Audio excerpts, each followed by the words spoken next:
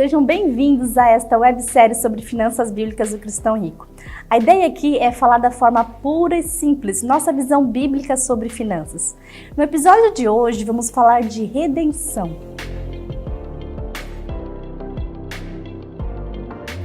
Mas doutora, o que tem a ver redenção com finanças? Você pode me perguntar? E eu te digo, tudo. Na verdade, é muito difícil falar de finanças à luz da Bíblia sem falar de redenção. Então, eu te pergunto, você sabe o que é redenção? O que vem à sua mente quando você escuta essa palavra? Perdão dos pecados? Escapar da condenação eterna? Tenho que te dizer que não é só isso. Redenção era algo muito comum na cultura judaica. Em Levítico 25, Deus nos revela esse significado de forma clara e muito comum naqueles tempos. Quando teu irmão empobrecer e vender alguma parte de sua possessão, então virá o seu resgatador, seu parente, e resgatará o que vendeu seu irmão. Redenção é o resgate de uma propriedade. Naquela época, se uma pessoa endividada não conseguisse honrar suas dívidas, poderia ser dada como escrava ao credor da dívida. Esta pessoa se tornaria propriedade de seu credor.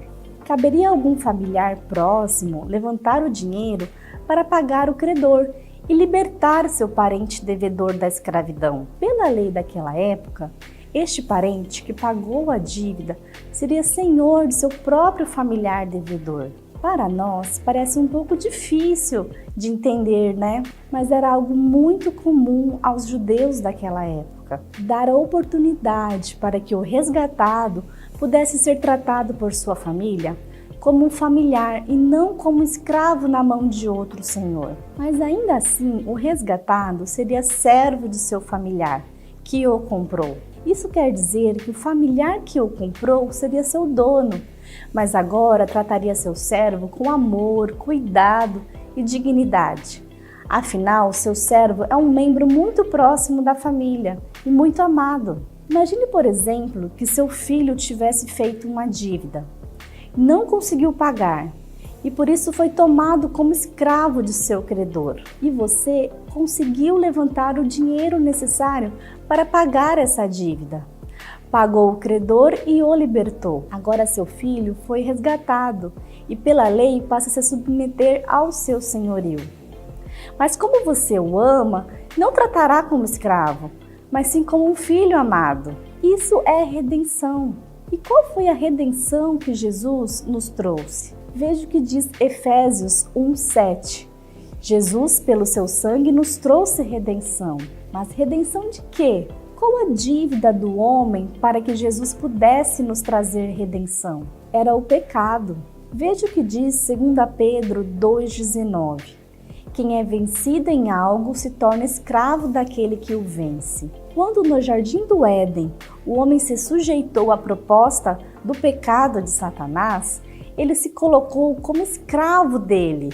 E assim foi com toda a humanidade. Mas Colossenses 1,13 diz que Jesus nos tirou do reino das trevas, o qual nos tirou da potestade das trevas e nos transportou para o reino do Filho do seu amor. Não poderia outro homem dar esta redenção? Não! Vejamos Salmo 49, 7 e 8. Salmos nos diz: nenhum deles de modo algum pode remir a seu irmão ou dar a Deus o resgate dele, pois a redenção da sua alma é caríssima e cessará para sempre. O que isso quer dizer? Que no mundo espiritual, o ser humano estava na condição de escravidão e ninguém mais poderia fazer nada pelo seu próximo. Toda a humanidade estava condenada debaixo da mesma sentença.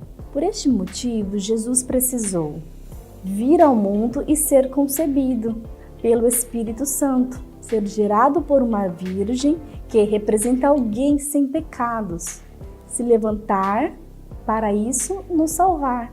E tudo isso para poder pagar esta dívida. Quando Jesus foi para a cruz, a dívida espiritual de toda a humanidade estava sendo paga, inclusive a minha e a sua. Vejamos Colossenses 2, 14 e 15. e anulou a conta da nossa dívida com os seus regulamentos que nós éramos obrigados a obedecer. Ele acabou com essa conta pregando-a na cruz. Ele humilhou estes poderes publicamente, levando os prisioneiros no seu desfile de vitória. Então, no mundo espiritual, o que realmente aconteceu no momento em que Jesus pagou a dívida? Satanás passou a não mais ter poder sobre a vida daqueles que assumem verdadeiramente Jesus Cristo como seu Senhor. E para as pessoas que reconhecem Jesus como Senhor, fez de nós sua exclusiva propriedade. Lembra da história do filho que foi resgatado pelos pais que o amam? Desta forma, Deus Pai enviou Jesus para nos resgatar espiritualmente e nos levar aos braços do Pai que nos ama.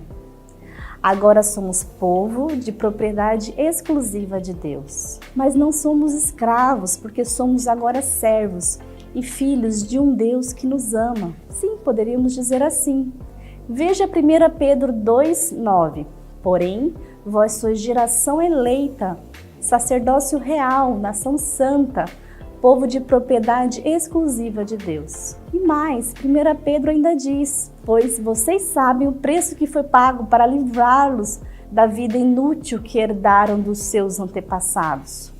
Vocês foram libertados pelo precioso sangue de Cristo. O mesmo Deus que nos criou passou a ser nosso dono e Pai, e pela graça somos salvos. Segundo a Bíblia, você só entra no reino dos céus quando reconhece a legalidade da redenção de Jesus em sua vida. Essa legalidade é reconhecida quando você reconhece que você tinha uma dívida, o pecado, e que Jesus te comprou. Se você disser com a sua boca Jesus é Senhor e no seu coração crer que Deus ressuscitou Jesus, você será salvo. Falamos com a boca e assim somos salvos. Confessar Jesus como Senhor e reconhecer que antes você era escravo de outro dono e que agora reconhece que Jesus é seu Senhor, isso é muito importante. E que Deus, em sua infinita bondade, graça e misericórdia, nos recebe como parte da família e, o melhor de tudo, como filhos amados. A única condição para você entrar para essa família é que você se curve a Jesus Cristo, seu Filho. Segundo a Bíblia, se você já praticou este ato de reconhecimento da redenção de Cristo, você está salvo e agora é um filho amado do Pai. Continue firme, pois agora você faz parte do reino dos céus. Se você ainda não praticou este ato, recomendamos que faça e busque Jesus de todo o seu coração, antes de buscar qualquer riqueza desta terra. Veja em sua Bíblia o que diz Marcos 8,36. Pois que adianta o homem ganhar o mundo inteiro e perder a sua alma? No próximo episódio, vamos ver exatamente o que essa redenção tem a ver com nossas finanças.